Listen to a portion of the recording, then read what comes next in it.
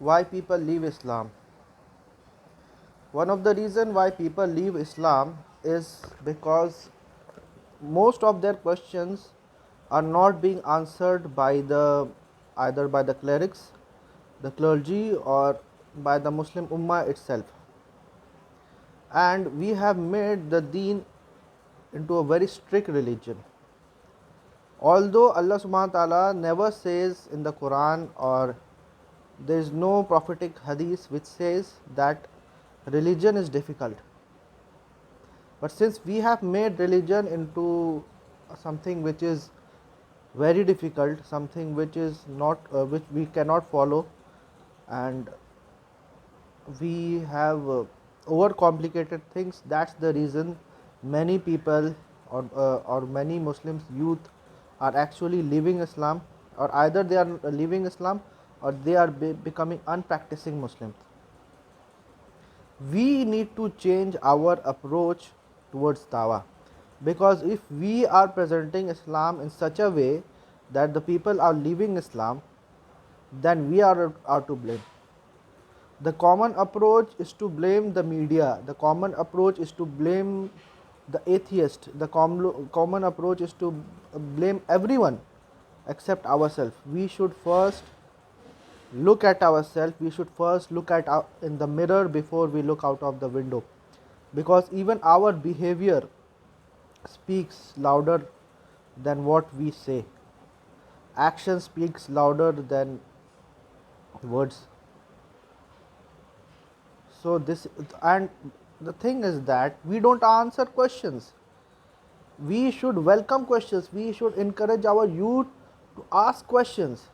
But you see, the ulama, the clergies, they never encourage asking question. In fact, they discourage asking question. They want to blind follow you, the ulama. Why should we blind follow you? Is not everyone else blind following their leaders? Is not the Hindus, the atheists, the Christians are blind follower their ulama? So if they are blind following their ulama, why should we follow our blind follow our ulama? If we are upon the haq, we don't need to blind follow. Another reason why people are leaving Islam is because of sectarianism. There is so much sect, and each one claiming to be the right sect and the other one to be the wrong sect. See, there is difference between sect and school of thought. School of thought is a way in which you approach your deen. There is a set of rules and principles you use to understand the deen. This is very good, and each person, if he is knowledgeable, can have his own school of thought. But the problem comes when that person says that my school of thought is correct and his school of thought is not correct. See, this creates a division. This is an arrogant claim, because though Quran and Sunnah is divine, our interpretation of Quran and Sunnah is not divine. Why can't we accept the fact that our interpretation is not Quran and Sunnah? Why? Because we are human and we can make mistake. You can follow your own interpretation, someone else can follow his own interpretation. If we feel that someone's interpretation is wrong, we should advise him. Prophet, peace be upon him, said that ad-deenu nasiha, that deen is sincerity towards Allah and His Rasul. Deen is about giving advice. Deen is not about forcing people. We force Islam upon our people. If you see the religious people, unfortunately, their attire, they focus more on attire. If you are a man, you need to wear kurta pajama. If you are a woman, you need to wear a burqa. This thing is not endorsed by Allah and His Rasul. He never said, Allah never said that you have to be present in a particular attire. Allah never says that you have to be covered in a burqa. You never said. Yes, Allah does say, Prophet, peace be upon him, does say that al-haya iman, that haya is iman, modesty. Modesty is what is the main factor which is common between man and woman. If we have modesty, we will automatically dress like how modest people dresses. But the dress itself is not something which is fixed in Islam. If you are modest, you will definitely cover yourself. If you are modest, you will definitely act accordingly. Because even you have seen many people who have beards and you have who wear kurta pajama topi, but there are corrupt people. There are people who comes to the masjid, pray 5 times a day, and you know very well how ill behaved they are with other people. If they have beard, they look down upon those people who do not have beard.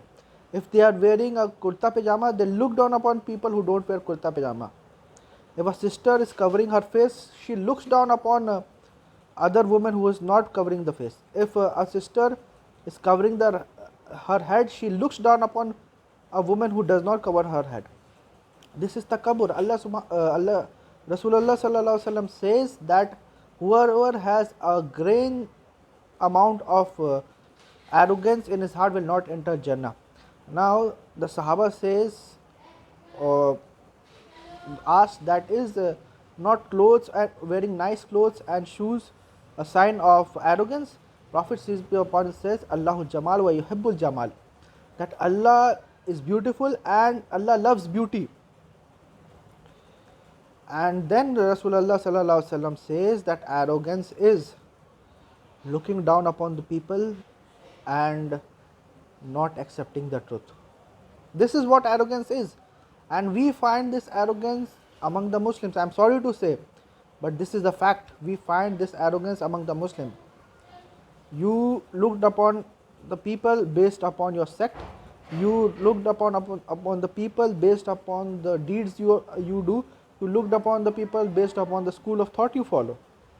So by you looked upon on the people, and you are only good and compassionate with the people of your own sect or the people with whom you agree. This is the reason why many people are moving away from Islam. So we need to check up. We need to first look at ourselves. Islam is not a strict religion. Islam is an easy religion. Islam makes the tough life easy. We need to understand this, because we need to be accountable for whatever is happening in our ummah. We cannot just put the basket of blames towards the media.